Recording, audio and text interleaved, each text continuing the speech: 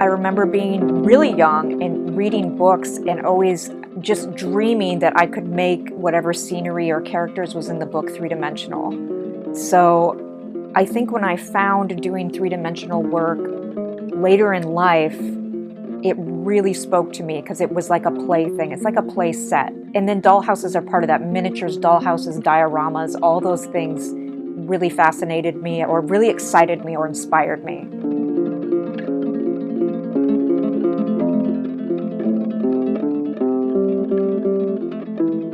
I'm Brooke Weston. I am a taxidermy artist and sculptor and creator. I do consider myself an artist because I've been diligently doing it for so long.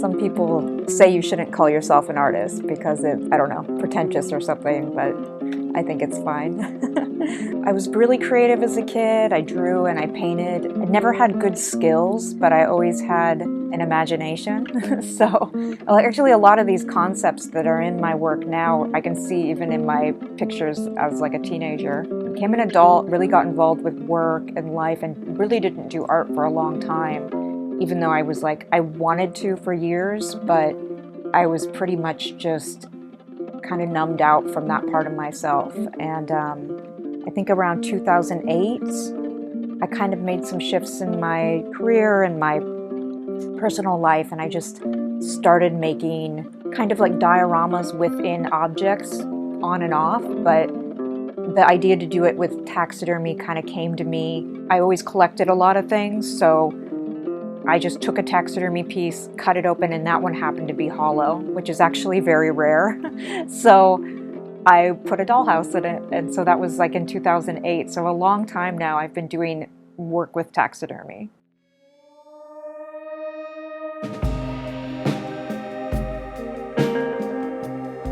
I had a dollhouse when I was young. It was kind of funky. Then they made in the 80s the strawberry shortcake dollhouses and stuff that had all these incredible pieces in them, and I still draw inspiration from that stuff. It's so cool. I loved setting up little scenes when I was young, and I would like take photographs of them and, you know, with some of the dollhouse pieces and different painted backgrounds. So it's always been kind of a thing, and I grew up in kind of a rural area. I would go into the woods and build little scenes inside of trees and stuff. I was really fascinated with miniature worlds inside of things for as far back as I can remember. Then it translated into a lot of my drawings, and then eventually became three-dimensional here. But yeah, really inspired by toys, especially play sets, dioramas, all that stuff. I still love looking at even the new ones that come out because they're so cool.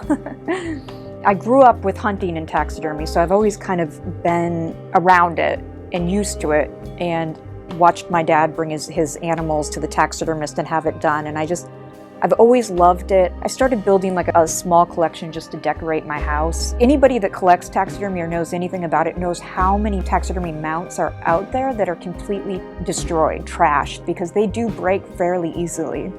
Back when I started this in 2008, you could buy beat up taxidermy head mounts for $40, which is absolutely impossible now, but because it's gotten more popular. So I think just because I had done this concept with dollhouses and dioramas, like I had done it in a mannequin when I was a teenager, so that concept was kind of always there with me. So it just always stuck with me that that's like where my creative process always went, was like building small worlds within things. So it kind of just was a natural thing that happened with the taxidermy. I did, I think 2 pieces, and I went into a gallery one day and a woman said, "Are you an artist?" Because I used to dress really wild. And I said, "I am." And I showed her some pictures and she said, "I'll give you a show next month." And I only had these 2 pieces. So I went and bought a whole bunch of taxidermy and just made a few pieces. They weren't that great, but the concept was created there. I mostly do dollhouse scale stuff now, but some of my older pieces have much smaller dioramas. So I cut out taxidermy and literally build a different environment inside of it. My larger pieces have full environments built around them, and I use a lot of my own made miniatures mixed with vintage and or other miniatures that I find. So people ask me if I make everything inside. It's about everything that I touch that goes into my work. Could be a found object, but I manipulate it to give it my style, and or I'm making it from scratch out of who knows what. So they're highly detailed. My larger work that I'm most prolific in, each one takes me an extremely long time. And then I do smaller pieces with skulls and anthropomorphic pieces that is kind of a different world where I'm making an actual character out of the taxidermy itself. I am mostly completely self-taught. I'm a high school dropout with no college education.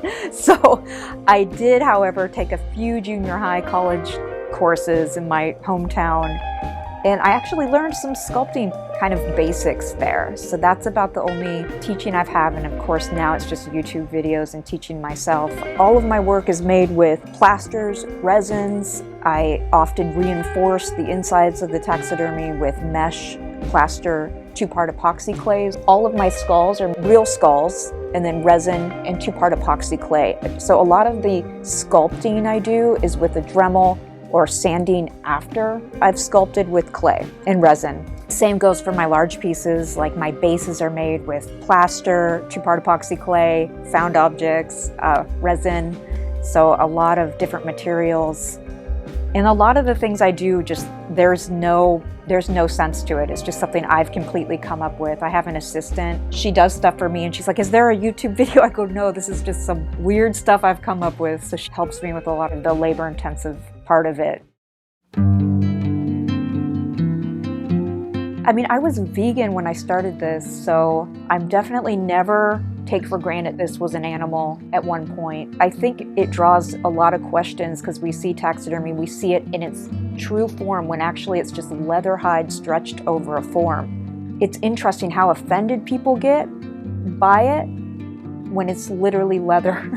But I always feel some respect for the animal, especially when I've worked on really large, like bears, or, you know, these are beautiful animals. And I do try to source taxidermy mounts that are beat up, that probably would be tossed. I spend sometimes hundreds of hours just repairing the piece itself. And I try to avoid things like recently taxidermied African animals, that kind of gross over, I don't know how to exactly articulate it, but, you know, over the top, in your face, trophy mount, modern day. A lot of my pieces are from the 70s and 80s or older. I don't know if there's ever been an ick factor. I grew up preparing animals for my father. I was a chef for a long time, so I have a lot of experience with flesh, but I really don't ever separate from the fact that it's an animal. I'm very aware and try my best to be really respectful. A lot of times you'll see the windows and the placement of things is covering up damage to the animal. So I'm kind of always working organically with the damage that's there. A lot of the pieces are at least old and have some damage that I use. I really want to entertain people through my work. That's why I like to work with detail, especially if somebody buys something. I want them to continually find new things about it. There's just endless layers of detail and information in each piece.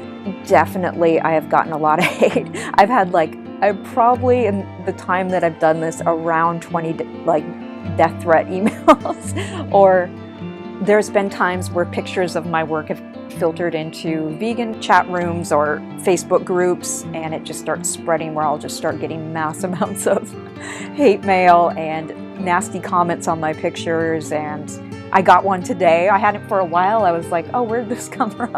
Somebody, you know, telling me how disrespectful I am, telling me, why are you doing this? It's a whole, you know, a whole barrage of different insults usually. A lot of it is really angry, and I always think it's interesting because I go, would they be reacting this way towards just some random person walking down the street with a leather purse that was literally killed to make that?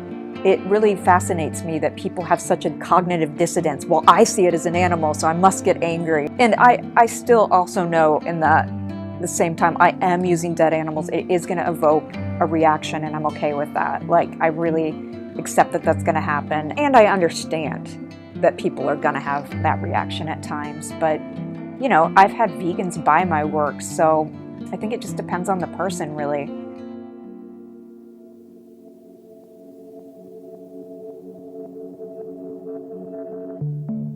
I draw inspiration from kind of abstract areas of art. Like, I love seeing art in like fairs or amusement parks or children's books. Like I said, play sets and toys are part of it for sure. Other dollhouse artists, miniature artists, and natural history museums are a huge source of inspiration to me.